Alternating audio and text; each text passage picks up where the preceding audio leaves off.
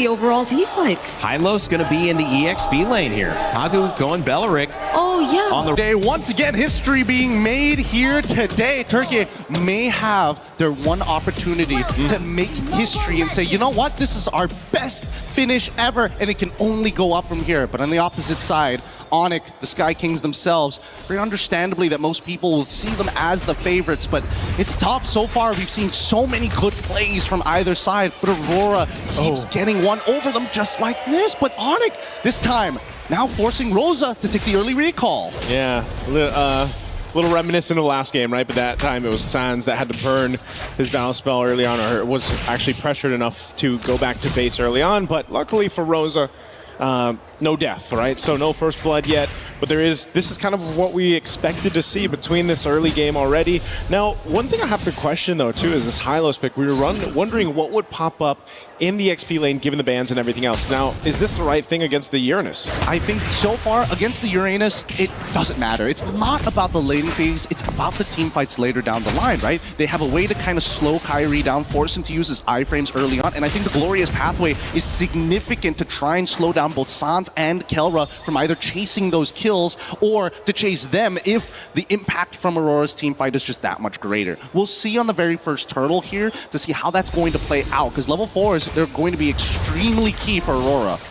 Yeah, you got to think about it this way too. The crowd control, once again, that Aurora Gaming has been playing around with is what's helped their lineups and execution so much. Seekaboom's going to be sent back to base here because, again, going back to the crowd control options for Aurora, you know, they've got that stun that comes with the Hylos. You mentioned with the Glorious Pathway, slowing them down too, or speeding yourself up, which can help even Rosa. Go for that stun on this Eudora.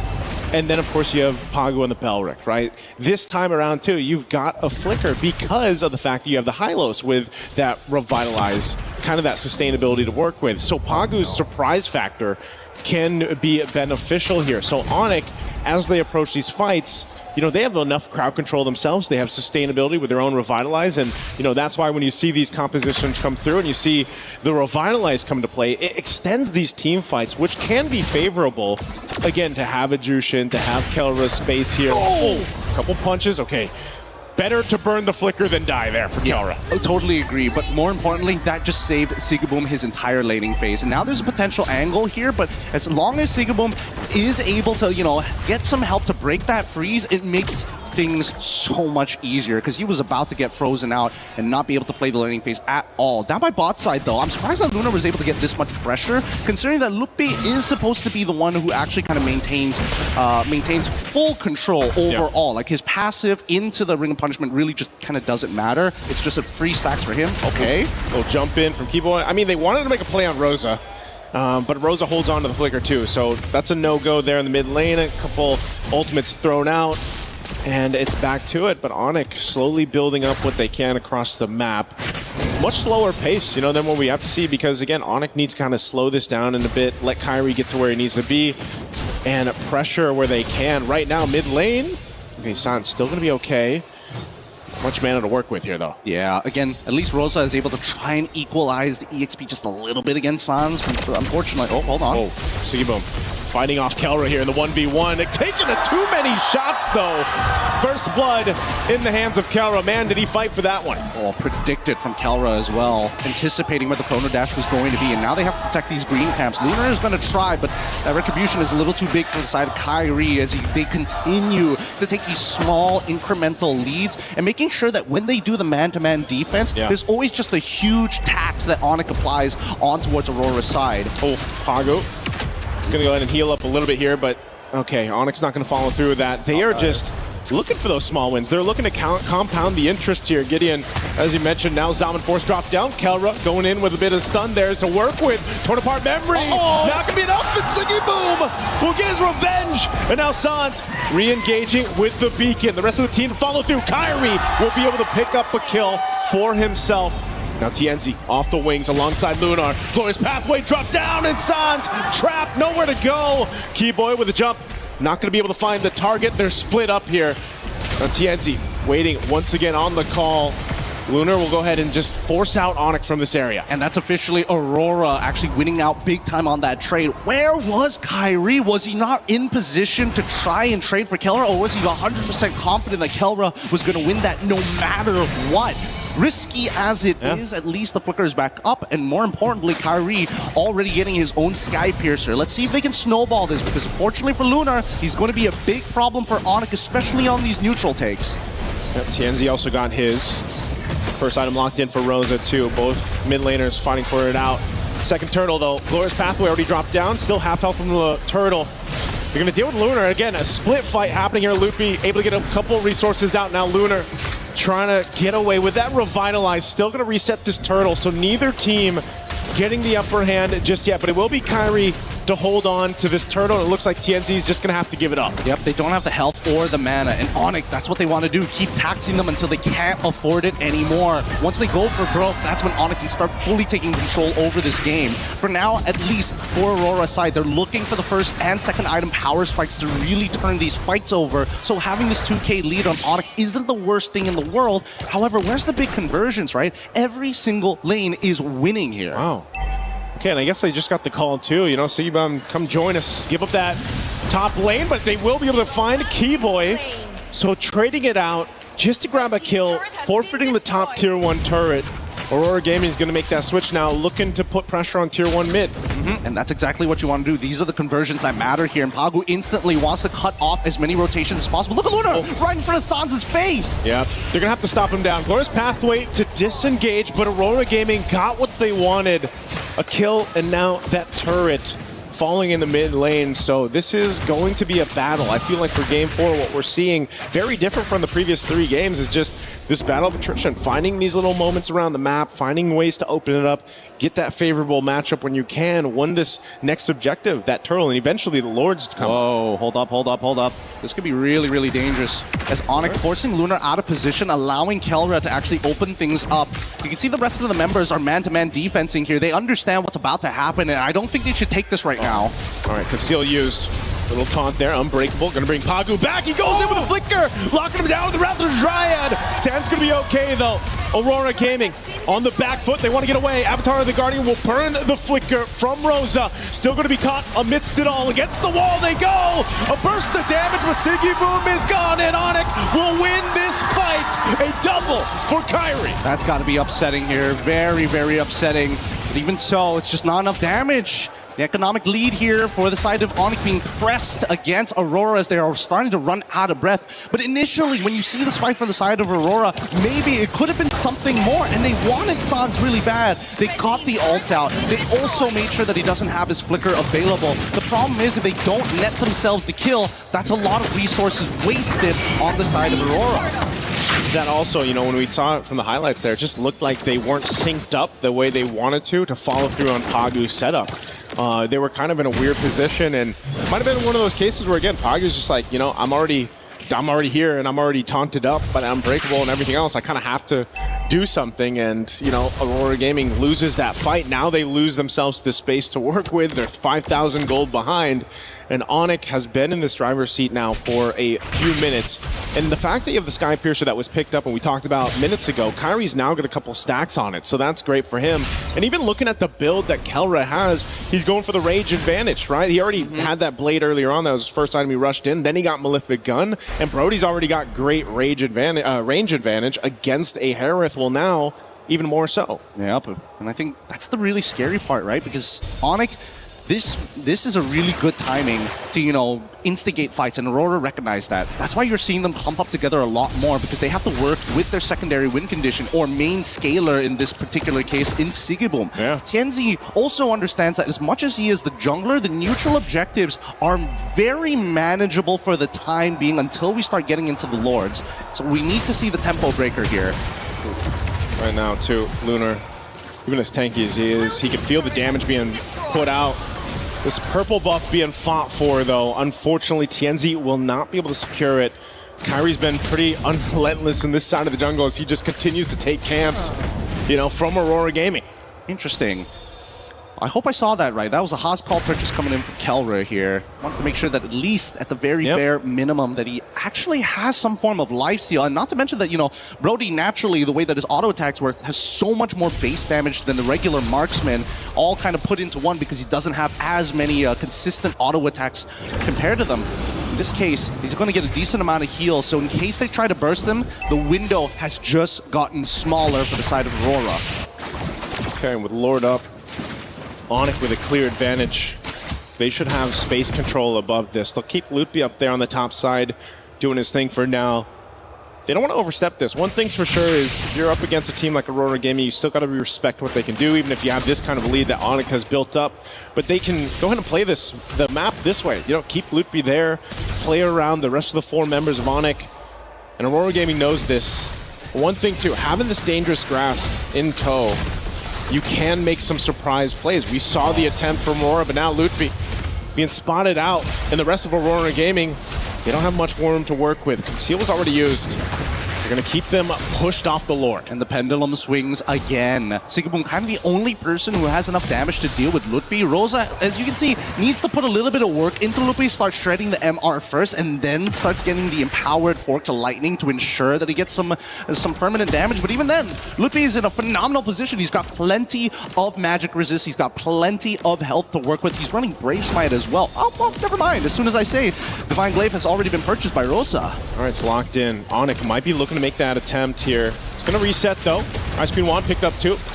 By Sans, being dragged back. Flicker forward, not connecting the Wrath of the Dryad. Will get punished anyway. Kelra able to pick up a kill, and with that, Aurora Gaming has to give this Lord over to ONIC. What a difficult job that Pagu is trying to attempt here. He sees the angle where he either has to pick Kyrie or Kelra.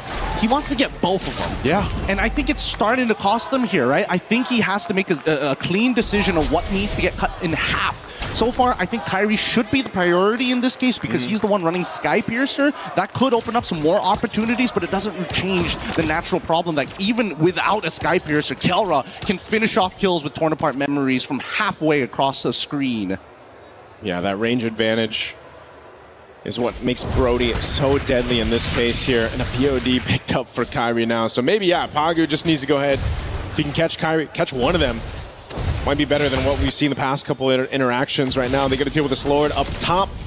They clear out what they can in the mid. Where's Pathway drop down? They're going for Kelra. He's going to get stunned. Avatar of the Guardian. Now Kelra's in trouble. Pagu will find him and just punch him in the face. Locking him down. Keyboy gone. Kyrie on the run. Loopy trying to get away too. What just happened to ONIC in this side of the jungle? They do shut down Tienzi. And now Sans looking for more. Burns the flicker from Rosa. Lord is still there. Sigibum's got to deal with it.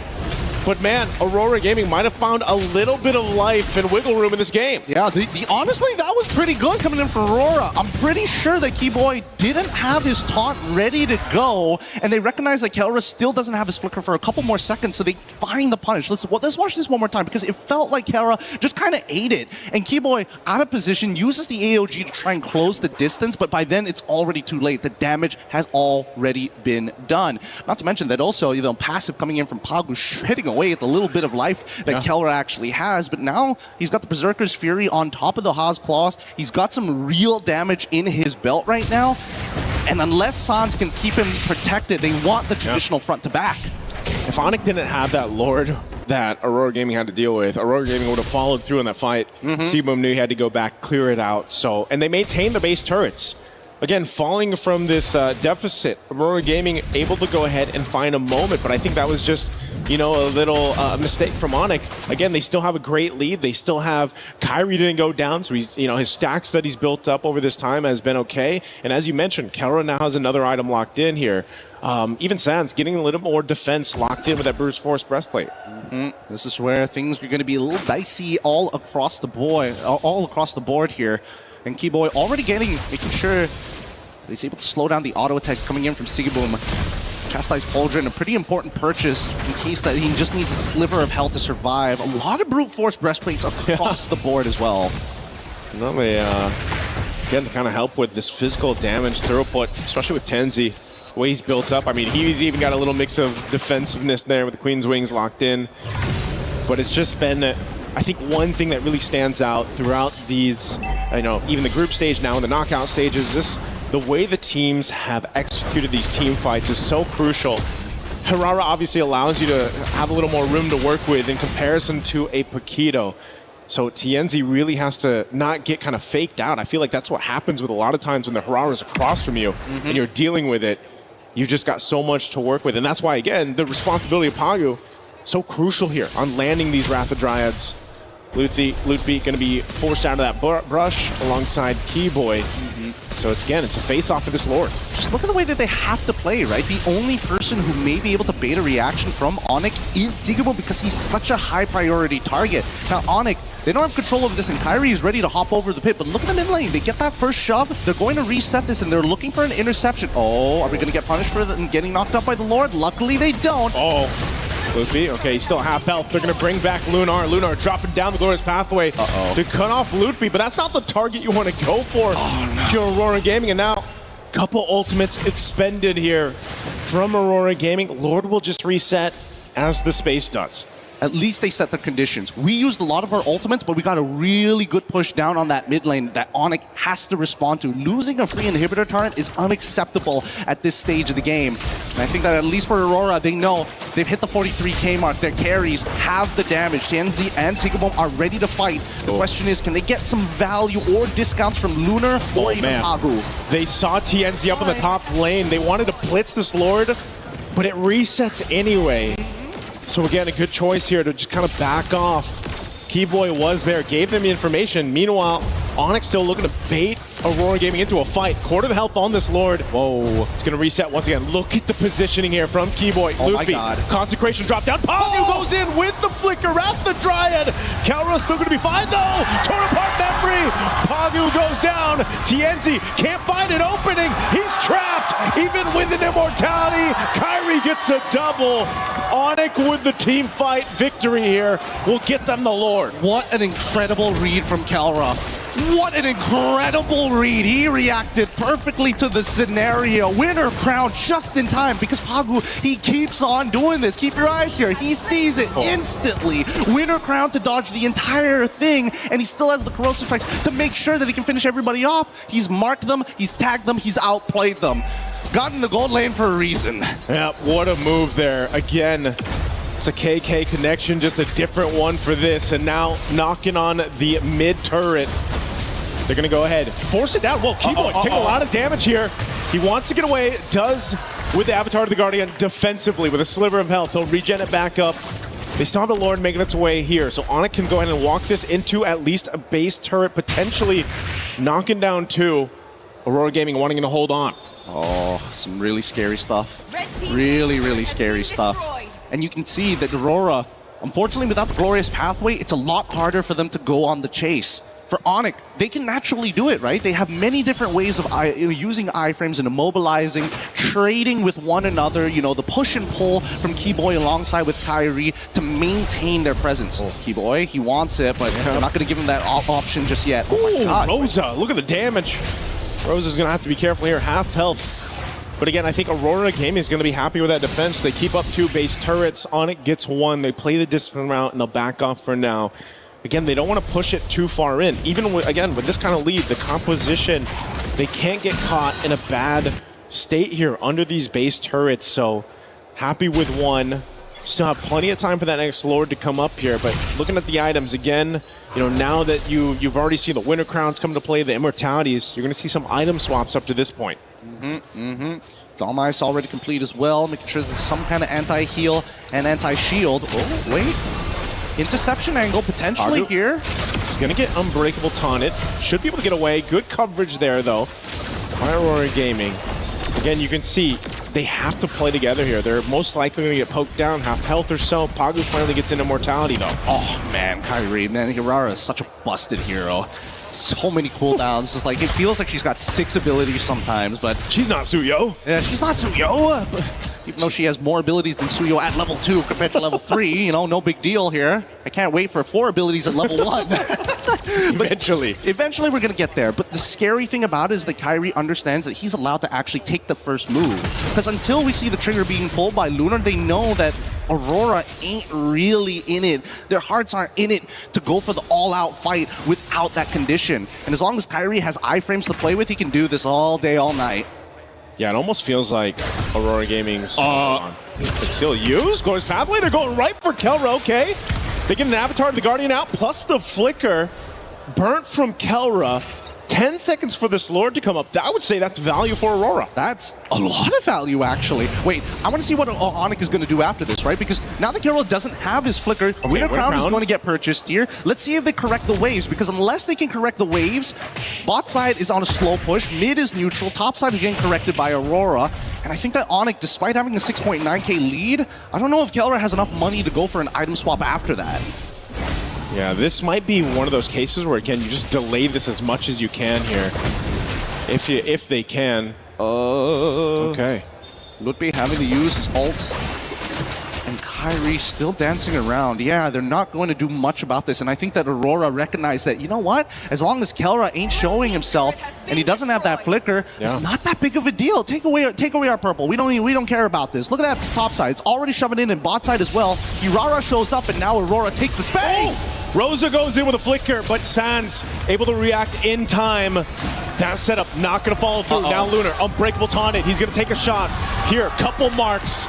They have to back off, though. This isn't the fight they wanted. Avatar of the Guardian not going to connect, but it's Pagu. Immortality pop. This should be a kill for ONIC. He goes in with the Flicker. Wrath the Dryad drops down. Kyrie gets a kill, but Sigibone fires back with a crown already used. They're in it for now. TNZ, Immortality. They're going to chase him down. He has nowhere to go as ONIC wins the team fight and will start up the Lord. Great reaction time coming in from Sans. If he died there, I think that could have been it. It could have been the turnaround that Aurora were looking for. But that's what I'm telling you. That glorious pathway is the key to everything right now. A beautiful rotation from Kyrie alongside with Kelra to open up a different angle and forcing Pagu into a pretty awkward position. But you can tell that Sigibome, Keyboy, he's eating so many shots from Sigibome. It takes way too long. Well, they're in the pace. They took out Rosa. Now Sigibome trying to get some revenge here. Kyrie has an immortality. He's got enough work to room with. Oh, Sigibome! Nowhere to go. Double for Kelra. That is it. It's going to take us to a game of 5 in this matchup with ONIC in Aurora Gaming. Are you not entertained? We finally get a full series here.